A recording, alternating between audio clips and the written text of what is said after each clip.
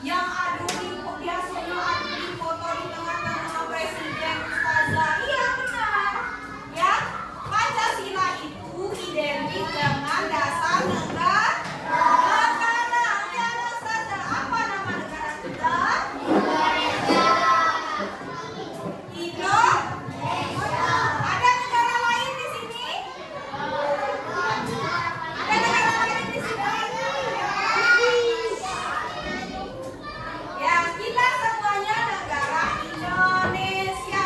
Oke, anak ustazah, apakah anak ustazah sudah tahu bagaimana bangsa kita ini, bagaimana negara kita ini bisa berdiri? Ada yang tahu? Oke, ustazah analogikan dulu. Damar, ustazah analogikan dulu. Misal Sachiko sedang berlomba. Ibarat dia sedang berlomba. Dan yang lain juga lagi berlomba. Nah, akan tetapi si Sachiko ini terus kalah. Nah, ibaratnya dia dijajah terus ya. Sebelum negara kita merdeka ya. Nah, pada hari itu Sachiko menang. Kira-kira biar kalian tahu Sachiko itu menang, bagaimana caranya?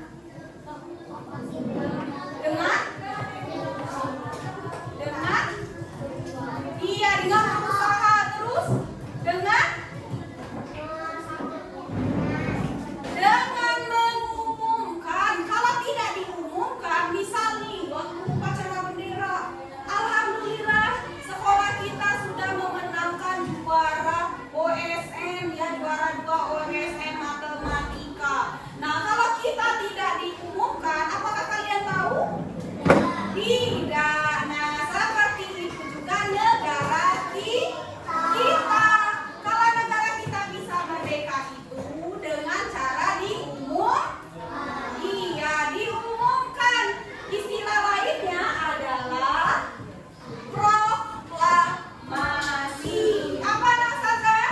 Proklamasi. Iya, dengan cara proklamasi. Kalau ada yang nanya lagi apa itu proklamasi?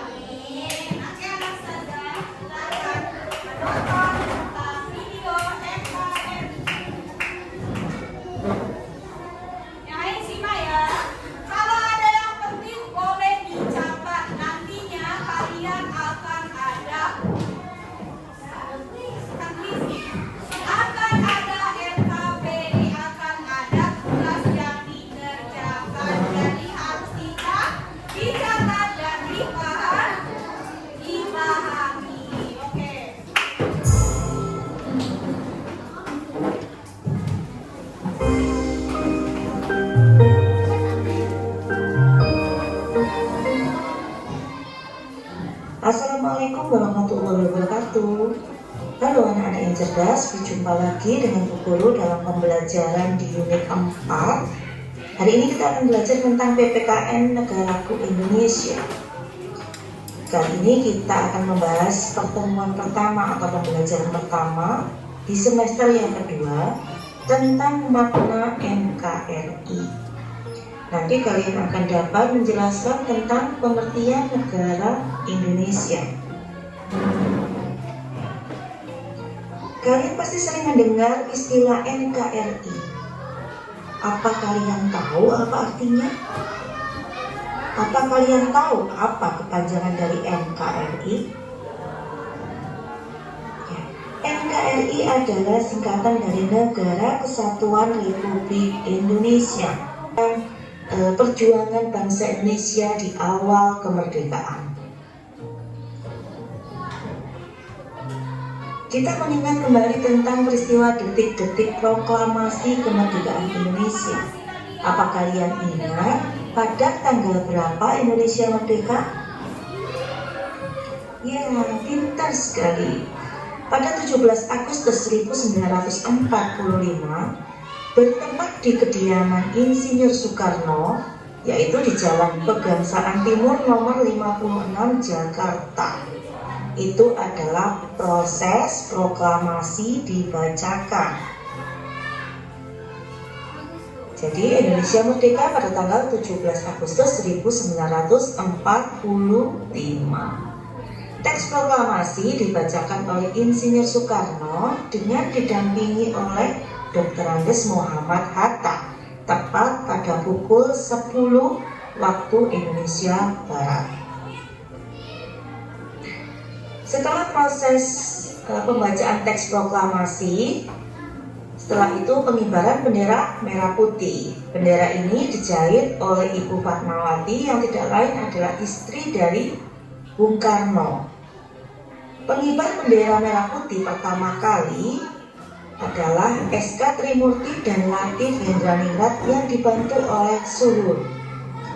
Jadi bendera merah putih pertama kali dikibarkan pada tanggal 17 Agustus 1945.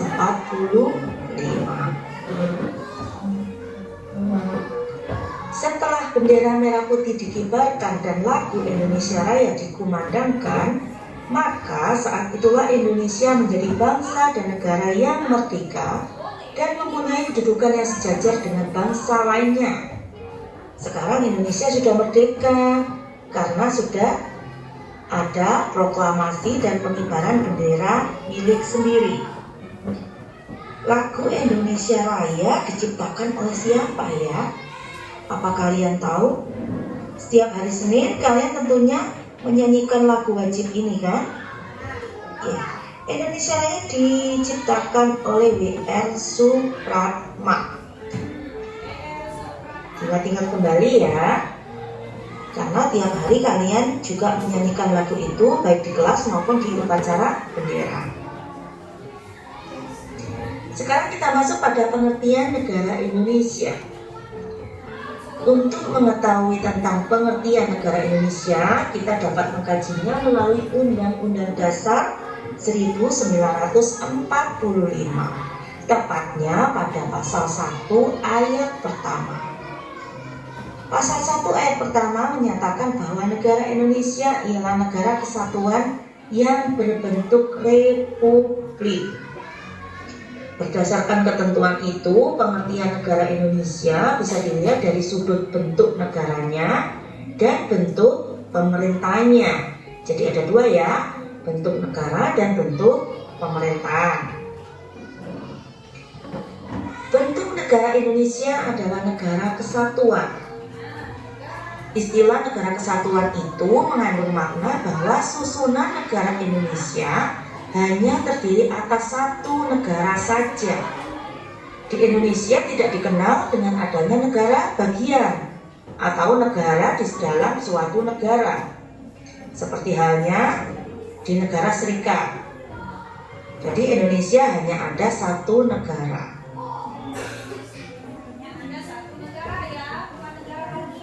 Dengan kata lain, di dalam negara kesatuan hanya terdapat satu pemerintah pusat, satu undang-undang dasar, dan pelaksanaan kedaulatan bagi negara ke dalam atau keluar dipegang oleh pemerintah pusat. Oleh karena itu, daerah-daerah administratif yang terdiri atas provinsi dan kabupaten atau kota tidak memiliki kedaulatan sendiri. Jadi, kabupaten tidak punya kebijakan sendiri, provinsi juga tidak punya kebijakan sendiri, tetapi keduanya harus mengikuti ketentuan dari pemerintah pusat dan tidak boleh bertentangan dengan Undang-Undang Dasar Negara Kesatuan Republik Indonesia. Itu adalah bentuk negara Indonesia. Sekarang kita beralih ke bentuk pemerintahan negara Indonesia. Indonesia mempunyai bentuk pemerintahan republik, di mana pemerintahan republik ini dijalankan dengan sistem presidensial. Apa itu presidensial? Dengan bentuk pemerintahan itu, berarti negara Indonesia dipimpin oleh seorang presiden yang berkedudukan sebagai kepala negara dan kepala pemerintah. Seperti kita ketahui, bentuk pemerintahan di negara-negara di dunia itu berbeda-beda. Ada yang kerajaan, kemudian ada yang kesultanan, ada yang monarki. Tetapi Indonesia menganut sistem pemerintahan presidensial. Jadi kepala negaranya dan kepala pemerintahnya adalah seorang presiden. Kekuasaan presiden di Indonesia tidak tak terbatas. Artinya, ada kekuatan lain yang mengontrol kekuatan presiden, yaitu Undang-Undang Dasar 1945. Jadi presiden tidak bisa melaksanakan kebijakan sendiri. Presiden tidak bisa melakukan sesuatu sesuai dengan kehendaknya sendiri, tetapi semuanya dikontrol oleh Undang-Undang Dasar 1945. Dengan demikian, Indonesia itu berbentuk republik konstitusional, masih diatur oleh undang-undang. Selain dari sudut pandang bentuk negara dan bentuk pemerintahan, kita juga bisa memandang dari segi kewilayahan. Kita juga harus tahu karakteristik wilayah Indonesia. Menurut pasal 25A Undang-Undang Dasar Negara Republik Indonesia tahun 1945 menentukan bahwa Negara Kesatuan Republik Indonesia adalah negara kepulauan yang berciri Nusantara dengan wilayah yang batas-batas dan hak-haknya ditetapkan oleh undang-undang. Istilah Nusantara ini dalam ketentuan tersebut dipergunakan untuk menggambarkan kesatuan perairan dan gugusan pulau-pulau yang ada di Indonesia. Selain itu, Indonesia juga memiliki sebuah letak astronomis, di mana Indonesia itu terletak di antara 6 derajat lintang utara sampai 11 derajat lintang selatan dan 95 derajat bujur timur sampai 141 derajat bujur timur.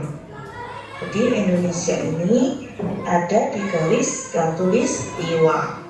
Letak astronomis ini mengacu pada letak wilayah yang sudah diatur berdasarkan titik koordinat yang meliputi garis lintang dan garis bujur. Selain astronomis, Indonesia itu mempunyai geografis, batas-batas geografis.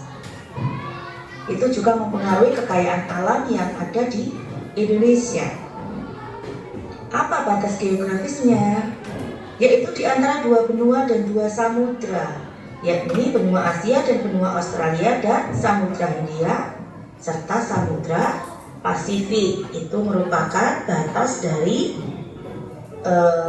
atau letak dari Indonesia di permukaan bumi. Jadi Indonesia ini mempunyai berbagai macam sumber daya alam yang dikelola oleh negara dan diperuntukkan oleh seluruh masyarakat Indonesia demi kesejahteraan penduduk Indonesia. Bu Guru akan menyinggung sedikit tentang batas-batas wilayah Indonesia. Di sebelah utara Indonesia berbatasan dengan Malaysia, Singapura, Filipina, dan Laut Cina Selatan. Di sebelah selatan ada Timor Leste, Australia, dan Samudra Hindia. Di sebelah barat ada Samudra Hindia, dan di sebelah timur pas dengan Papua, yaitu Papua Nugini dan Samudra Pasifik. Itu adalah akhir pembelajaran kita hari ini. Ya, sudah jelas? Tadi sudah ada yang dicatat ya. Bahasanya tadi di video itu dijelaskan kembali arti dari proklamasi. Tadi artinya sudah saya jelaskan. Nah, dijelaskan lagi di dalam proklamasi itu siapa yang mengumumkannya? Ya, yang mengumumkannya itu adalah Presiden pertama.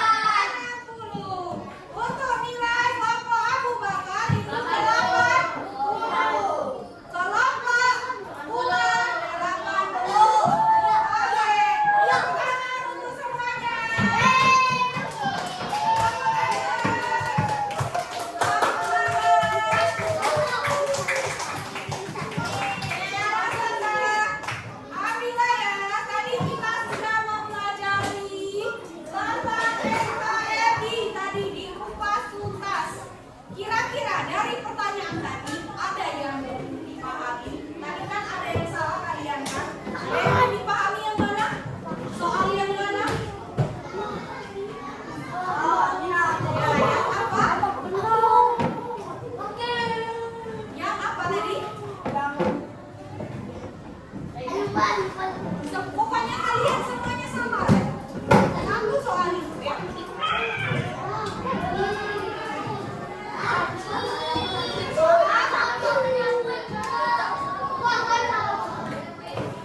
Oke, tentang sila.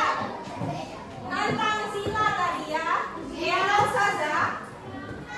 Untuk sila Pancasila tentang kesatuan negara kesatuan yang nyambung dengan sila Pancasila adalah sila keberapa? 3. Iya, tadi ada yang masih salah rupanya sila ketiga. Iya, sila ketiga. Kalian ingat saja. Sila itu apa bunyinya? Kalau sila pertama itu tentang keagamaan. Kalau sila kedua tentang kemanusiaan. Kalau ketiga tentang persatuan. Nah, kalau persatuan berarti sama dengan kesatuan. Iya, makanya ini jawabannya sila ketiga. Oke, anak saja. Alhamdulillah hari ini kita telah mempelajari tentang makna NKRI. Oke, sekarang anak saja silakan buka bukunya. Ya, buku tulis dan kalian gambar bagaimana perasaan kalian setelah mempelajari makna NKRI hari ini. Ya. Oke, kalian gambar emotikonnya. Terserah yang mana? Apakah senang? Apakah sedih rasanya? Ya.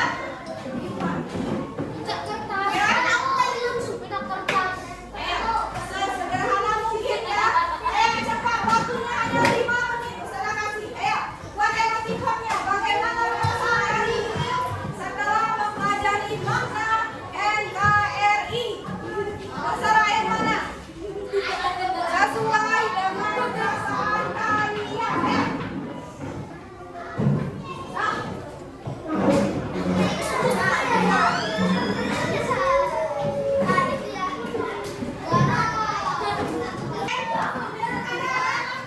Hitungan kelima, semuanya angkat bukunya. 1, 2,